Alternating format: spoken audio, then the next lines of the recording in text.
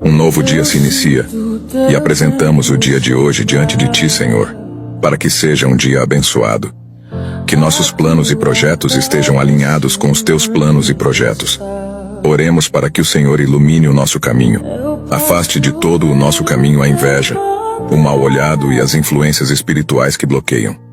Oremos para que o Espírito Santo seja bem-vindo em nossa vida e em nosso caminho, para que Ele nos guie, nos direcione e nos dê sabedoria. Que hoje e sempre toda a nossa casa esteja coberta com o sangue de Jesus, guardando a nossa entrada e a nossa saída. Desejamos a Tua presença, Senhor Deus, sobre as nossas vidas. Em nome de Jesus Cristo profetizamos dias melhores. Você crê?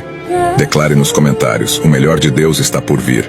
E envie esse vídeo a alguém especial. Seja esse abençoador, em nome de Jesus. Amém.